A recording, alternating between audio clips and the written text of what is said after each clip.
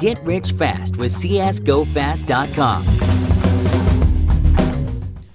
We are at the PGL Major Krakow main qualifier, day before the event starts, and we have Peacemaker here, who is here to kind of coach TyLoo. I don't want to say coach TyLoo just because obviously there's these problems with it that go with like the roster locks and stuff like that. But anyway, you know, I wanted to start with your career, basically since like the Tempo Storm times. Since then, you've kind of, you know, been switching from team to team, not being able to find your place within the scene. So what can you tell me about this whole period from your point of view? How do you think it affected your confidence, really? I mean, definitely, it's been. I would say after Liquid, it's been kind of like a struggle for me to be stable on a team for a long time. Definitely, like in Tempo Storm, together with the Games Academy guys, that was my first job as a coach, and I definitely, when I joined, I had the 100% trust from them on whatever we needed to do, and also we had time enough to prepare for tournaments. We didn't play that much tournaments because we didn't qualify at the beginning, so we had a lot of time to practice, to sit down and build a foundation and how we wanted to play. And so yeah, I think that's probably the main reason why we were successful back there. And then on Liquid, it was more like the same thing. When I joined Liquid, they also were struggling in terms of like IGLing, and they brought me to be an IGL on the team and to be the coach at the same time. So that's, I mean, back in the days it was way easier for me because I wasn't only coaching, but I was IGLing as well. So I could implement my style, and since the team lacked a leader and lacked an IGL, they would 100% trust on me because they needed something. They need to change something, and that's the main reason why I think it worked on Liquid. And then after that, yeah, it's been a struggle. I wouldn't even talk that much about NRG when I joined them because it was basically a project that we had that we thought we had same ideas, but didn't go through. I didn't even end up building a roster, so I don't even consider that as a job. And then obviously going to Optic, it was once again a very hard period of my career in general, because I started to struggle and I started obviously losing confidence and how I should approach coaching. I was thinking about it back then when I joined Optic, and it was very hard for me because I joined a team that just literally lost their IGL like a week before I joined, and I mean, you see Optic nowadays, they're still trying to figure out how they want to play, who is IGLing, who's the coach. So it's a problem that I see Optic having still. Like they're still trying to figure out how they want to continue with this roster or whatever. So it was really hard for me to just come in, and I honestly think I kind of struggled because I came to the team and I tried to implement too much stuff in a short period of time, and we barely had time to practice. It was more like, hey, coach us, we're going to Katowice, we're going to DreamHack Vegas, and after that, we'll see how it goes. So it was more like a week of practice, and I tried to implement too much stuff and got them confused. And also, one thing that I think that I did struggle in the past as a coach is that I do have experience. I know what we're supposed to do, but usually I was trying to rush things, you know, and instead of like listening to the players and see how it goes at the beginning, to after that see what we need to implement, what we need to adapt, what we need to change or not. And that's the main reason why I think on Optic I tried to rush things too much and it didn't work out. But yeah, that's definitely like all these periods of changing rosters did make me think about how I should approach coaching moving forward. And yeah, I as I said previously in another interview, I didn't really study to be a coach. I was a player before, and I was an IGL in all my teams in Brazil back in the days. So moving to a coaching position was something that I'm still learning how I should do it. And like I said, on Liquid and Tempo Storm, I had a different position. I wasn't only a coach, but I was the IGL. So I'm still adapting to only being a coach, not being able to call and all that. So yeah, it's still a learning experience for me, and I'm learning through my mistakes and all that. And yeah, hopefully I'm getting better. Yeah. So from this, I'm getting the feeling that you do feel like the Valve ruling basically about coaches made the job so much harder for you.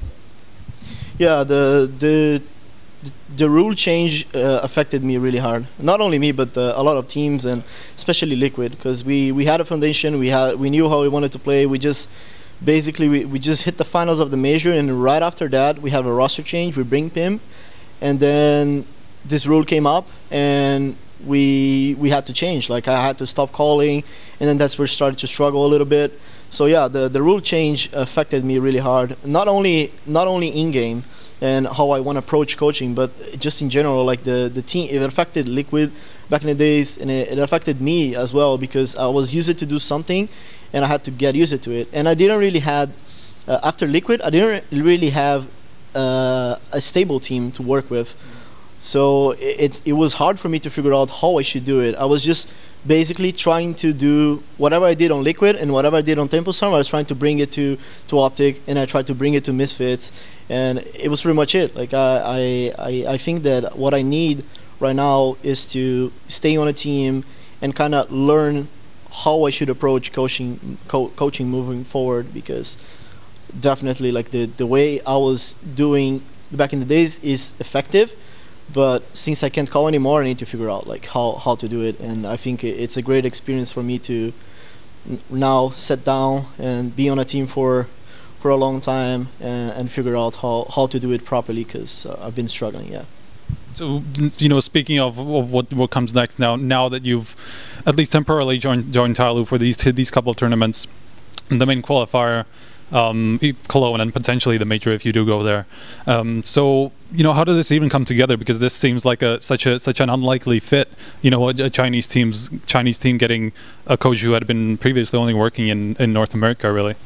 Yeah, it was more like I have a good relation with Marshall, the CSGO manager from TyLoo, and I did hear from them that they were looking for a coach. And obviously after the minor with Misfits, we started to struggle, and I kind of lost my position on the team. And yeah, at the same time, it was just like an opportunity that popped up, and they really wanted someone experienced to kind of guide them and give them like more experience, because that's what I think they need the most. Like, they're very skilled players, they're a very skilled team, but they lack a couple basic fundamentals of the game. Not because they don't study the game, but because they don't really have that much experience. They don't play that much tournaments, and I think they're kind of stuck with the Asian scene and the way that the Asians play. So they're kind of stuck there on the way that they're playing. So I think that was more like it. They wanted an international coach, and they found out that I was kind of available, and we just made it happen. And yeah, I think it's a great experience for me as well to learn together with them, and hopefully bring them some of my experience to make them succeed.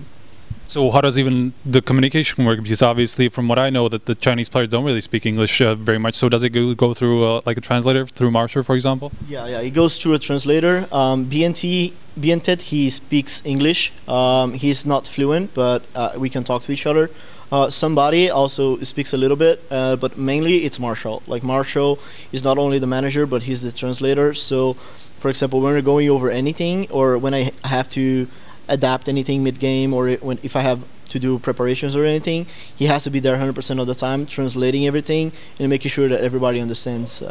But yeah, so far I think it is hard. I'm not gonna lie that it's 100% perfect, because it would be much easier and it would save a lot of time if all of them would speak English. But I think it kind of fits what I want right now, because I don't want to rush things too much.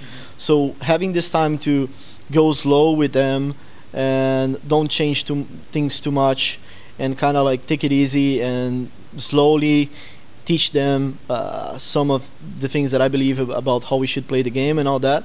I think it actually helps me. Like, even though we're losing a couple hours and losing time, it helps me. It helps me to don't overthink things too much and don't rush them too much into my philosophy about the game and all that. Yeah. So when did this exactly come together, and when did you actually get the chance to to approach the team at first? How long ago is this? Basically, we've been talking to each other for like 2 weeks or something, and I wasn't officially coaching them. I did watch them practicing in Asia like 2 or 3 times, and also they played the Asian qualifier for DreamHack Malmo, and I wasn't coaching them on the server, but I was on TeamSpeak just listening to the comms and see how they communicate and all that. And I didn't really implement anything. It was just mainly just getting to know them and see like pretty much how they act in the game. And I was just watching the stream and seeing how they play. And yeah, after that, like the biggest experience was yesterday when I met them and we started working together. And it's been great so far. So what is how would you describe your role now that obviously, as I said at the start, you aren't able to even be behind the team, and obviously with the language barriers it would be hard for to even get something through. So how would you describe your role? What do you think you will do at this qualifier? I think my role right now is more like an analyst. For example, we had practice yesterday when we did practice today against European teams, and what I'm trying to do is, like I said, when I watched them first time online and when I watched them here, they are a very talented team. They have the keys to succeed. They are very skilled when compared to like Tier 1 teams here. We did play against some good teams, and they really impressed me by the level of their skill and all that. So I think, like I said, what they miss is a couple fundamentals of the game that I can't really implement right now. It's something that has to be a slow improvement, and I have to kind of go through with it slowly. I don't want to implement too much stuff on them right before the tournament because it's such a big tournament, and if I implement too much stuff, they're gonna panic and they're gonna also see themselves out of their comfortable zones. So I don't want to do that. What I'm trying to do right now is more like, well, obviously they don't have a foundation on the team, so there's a couple maps that they are too restricted. There's other maps that are super loosey, so they don't really know how they want to approach CS:GO right now. It's more like they just, I don't know if they watch demos from other teams, and some maps they copy strats, some others they just play their own game. So they don't really have a foundation right now. And what I'm trying to do is not build a foundation, but kind of explaining them a couple of the fundamentals that I see them missing, like especially the most important ones that I see that if we don't implement it right now, and obviously it's simple things that if we don't implement it now, then we're gonna have trouble not only to qualify to the major but to Cologne as well. So yeah, just trying to help them a little bit with simple things, and also being an analyst, like just preparing for the matches. I think they're gonna benefit a lot out of the preparation. They are very respectful, and they also did prepare back in the days with the other coach they had, so they're kind of used to it. They're not used to my preparation, but yeah. So yeah, I think it's gonna be a huge factor for us to succeed in these next 2 tournaments if we are able to sit down and prepare for the teams, and I kind of explain them how they should play against this team or against the other or different teams, and how they should adapt in game, which is the most important thing, because as you said, I can't coach and I can't be behind them. So it's more like they need to know how to react under pressure. They need to know how to react if things start falling apart, which is the hardest part, right? We'll see how it goes in here, and I don't know how it's gonna go. I think the preparation is gonna help, but we'll see how it goes. And if we don't succeed, we'll have Cologne with me behind, helping them to adapt, and I think it's gonna be much better. Now, just the last thing I want to get to really is the communication within the team, because it's not only you who's kind of out of place when it comes to language. It's also BnTeT who doesn't really speak Chinese and only speaks fairly basic English from what I've seen. So do you know a lot about how they communicate within the game? Is it like basic English, basic calls? Yeah, it's mainly it's kind of mixed it up. Like when BnTeT is alive, they try to use basic English callouts. They know the callouts in English, and when he's alive, they communicate in English. And I mean, obviously, I can't really say that it's 100% perfect. Like it's probably between all the teams that I coach, it's probably the worst communication because of the language barrier. But I think that BnTeT is learning Chinese as well, And I think also the thing that helps a lot is the fact that he knows the callouts in Chinese. So, I mean, the communication is not really clear, and it's not perfect. It can get much better, and it has to get better if they want to be a top team. But right now, it kind of helps me the fact that BnTeT is there, because they're forced to use the callouts in English, because otherwise I don't know how it would work for me. It would be a nightmare. But yeah, but so far, like I said, it's not perfect, but at least I can understand most of it and see when they are communicating and when they're not. And one thing that it helps me a lot is that even though I don't understand Chinese, just by the fact that I'm staying behind, I know who is talking and who is not talking. So when they see opponents in their screens and they're not talking, I usually go like, hey, talk. Like, you need to talk. I don't know what you're saying, but you need to talk. So yeah, but it's mainly that. And but yeah, so far I think that me joining also gave them more motivation to speak more English. They're trying their best. Even people who doesn't speak English, like Captain Mo, for example, I see him trying. So it's good to see that. All right. Well, thank you so much for taking the time. Is there maybe some closing thoughts that you wanna close out with? Maybe a message to the community, because you have been getting quite a lot of flack for basically, you know, these switches. Mainly, I would like to thank everyone who still supports me, and I know that for me, like I said, I'm still learning and adapting to my role, and I know how impactful I can be as a coach.